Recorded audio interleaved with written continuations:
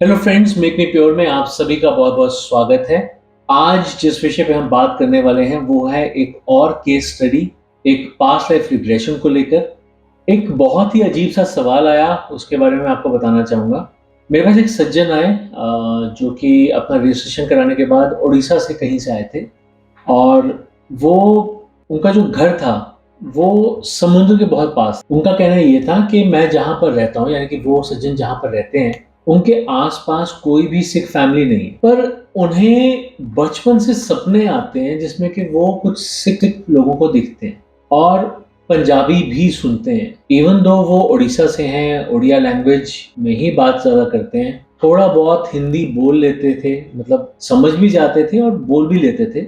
But वो कहते हैं ना कि जैसे अब आप अपनी मदर लैंग्वेज में ज़्यादा कंफर्टेबल हो, तो पंजाबी किसी और को शायद समझ में नहीं आती थी, बट उनको थोड़ी बहुत समझ में आती, जबकि वो पढ़े नहीं थे बिल्कुल भी। उन्होंने कभी भी पंजाबी ना कहीं सुनी थी, ना सीखी थी। और मैंने तो कई बार ऐसा भी देखा कि जो हिंदी स्पीकिंग लोग भी होते हैं उनको भी पंजाबी समझ में नहीं आती, बट उनको समझ में आती थी। तो एक तो ये क्वेश्चन था उनका। तो एक तो उनका ये प्रश्न था कि उन्हें बचपन से सपने में सिख क्यों नजर आते थे, पंजाबी क्यों समझ में आते। चलो, एक क्वेश्चन समझ में आ गया। इसके अलावा एक सवाल और था कि क्योंकि वो समुद्र के बहुत पास रहते थे और ज्यादातर जो उनकी मील्स होती थी वो फिश होती थी, पर फिर भी उन्हें पानी से डर लगता था। वो जब भी पानी के नजदीक जाते थे तो उन्हें महसूस होता था जैसे उनका दम घुट रहा है और उनको ऐसा फील होता था जैसे वो डूब जाएंगे। तो यही सवाल वो लेकर आए। फिर उनके साथ भी वही हुआ कि प्रिपरेशन का मौका दिया गया, उनको प्रिपेयर करवाया गया।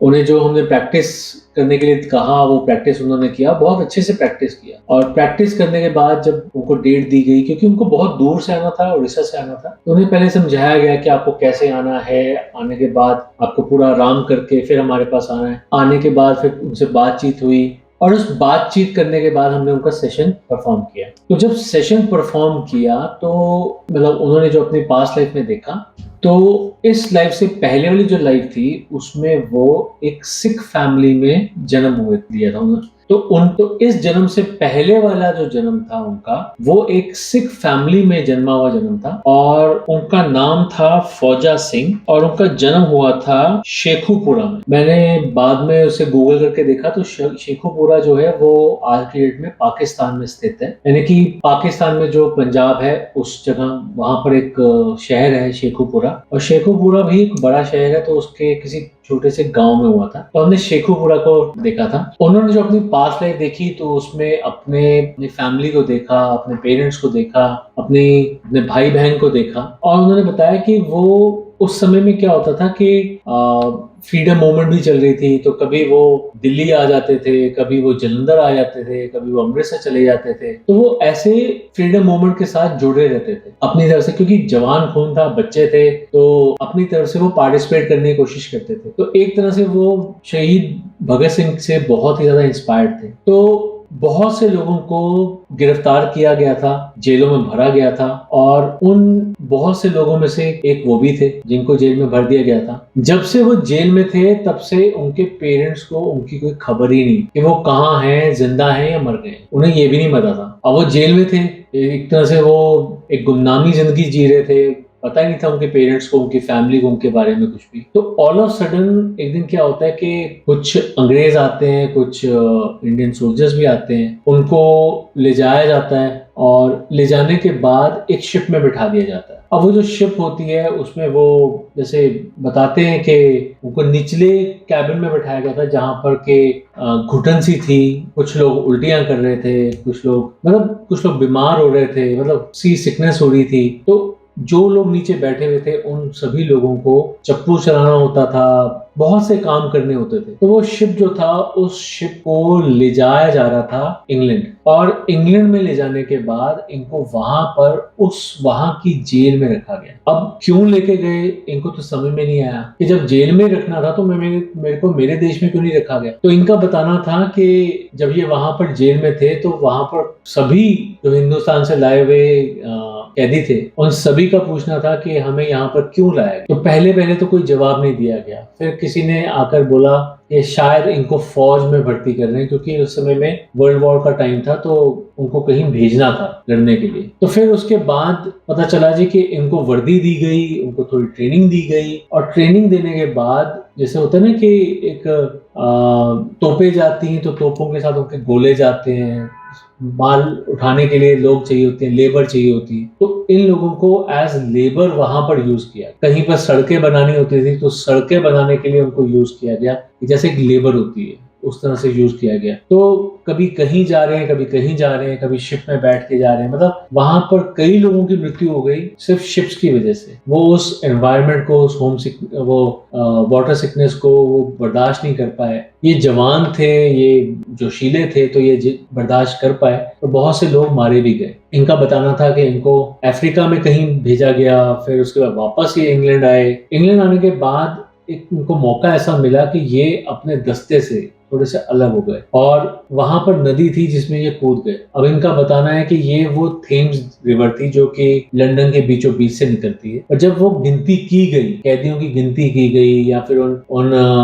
लोगों की लेबर की गिनती की गई, तो उसमें एक लेबर कम थी। तो बहुत से लोगों ने, यानी कि पुलिस वालों ने, इनको ढूंढने का अभियान शुरू किया, और जब उन्हें सुराग मिला या ढूंढते ढूंढते वो थेम्स रिवर तक पहुंच गए, तो उन्होंने उनके पीछे से गोलियां चलानी शुरू, जबकि एक गोली उनकी एक उंगली को काटते हुए निकल गई। मतलब गोली लगी तो उंगली कट गई, वो इंजर्ड होने की वजह से। और क्योंकि उनके हाथ पे गोली लगने की वजह से उंगली उड़ गई थी, तो उनको ऐसा लगा कि अब बचना बहुत मुश्किल है, और सामने जो थेम्स रिवर थी उसमें वो कूद गए। उन्हें तैरना नहीं आता था, जिस वजह से वो उनकी मृत्यु जो थी वो डूबने की वजह से हुई। तो देखिए, कोई इंसान जो पंजाब में जन्मा, उस समय के यूनाइटेड इंडिया में जन्मा, यहाँ पर उसे तैरना नहीं आता था, वो फ्रीडम मूवमेंट में पार्ट लेने की कोशिश कर रहा था, उसे पहले पकड़ लिया गया, उसे जेल में बंद कर दिया गया, फिर उसे उसके माता पिता को पता भी नहीं था कि वो कहाँ पर है, उसके भाई बहन को पता नहीं था, इसे भी मालूम नहीं था इसे कहाँ की जेल में रखा गया है। फिर इसे ले जाया गया, शिप में ले जाया गया, शिप में ले जाने के बाद इंग्लैंड ट्रांसफर किया गया, वहां से किसी अफ्रीकन कंट्री में ले जाया गया, क्योंकि इन लोगों को तो पता ही नहीं था ना जा कहाँ रहे हैं, वो तो अंग्रेज डिसाइड करते थे। तो वहां ले जाया गया, फिर वहां से वापस आया। वापस आने के बाद इसका एक अटेम्प्ट था, एक कोशिश थी कि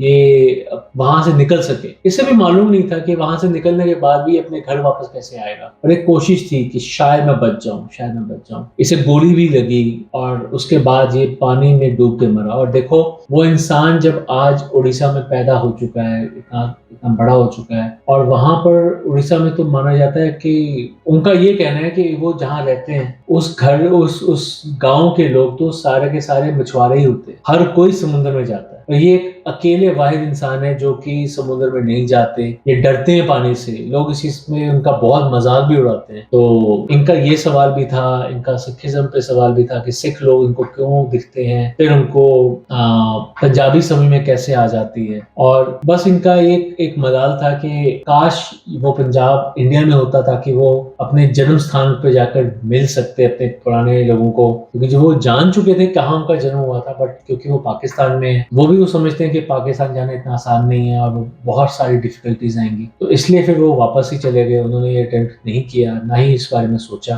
और जब मेरे साथ डिस्कशन हुआ तो मैंने भी उनको यही बोला कि देखो, जो लाइफ बीत चुकी है वो बीत चुकी है। जो लोग उस समय थे, जो आपके भाई बहन थे, जो आपके माता पिता थे, वो तब होंगे भी नहीं, तो इतना बड़ा रिस्क लेके मिलेगा भी क्या। आप अपना वीजा लगवाओ, पता नहीं कितना खर्चा होगा, वीजा मिले ना मिले, फिर कभी आप कहीं और किसी और कंट्री में जा पाओ या ना जा पाओ, तो मुश्किल हो जाएगी आपके लिए, आप मत कीजिएगा। पर हाँ, आज ये चीज एक बहुत अच्छी पॉजिटिव सामने आई है। जैसे कि होता ना कि कई बार हम पास्ट लाइफ रिग्रेशन देखने के बाद अपने अंदर तब्दीली हमारे अंदर आती है नहीं आती, तो आज वो तब्दीली आ गई है कि उनका कहना है कि जहां मैं पानी में जा नहीं सकता था, अब मैंने शुरुआत की, तो मैंने पूल में स्विमिंग सीखनी शुरू की, और अब वो स्विमिंग कर लेते हैं, वो पूल में स्विमिंग कर लेते हैं। वो अपने दोस्तों के, जो उनका मजाक का पात्र बनते थे, उस मजाक के पात्र अब नहीं बनते। वो लोग सराहना कर रहे हैं कि चलो कुछ भी है, इसमें अब चेंजेस आ रहे हैं, ये थोड़ी सी हिम्मत दिखा रहा है, ये पानी में जा सकता है, ये तैर सकता है। तो इनको उम्मीद है कि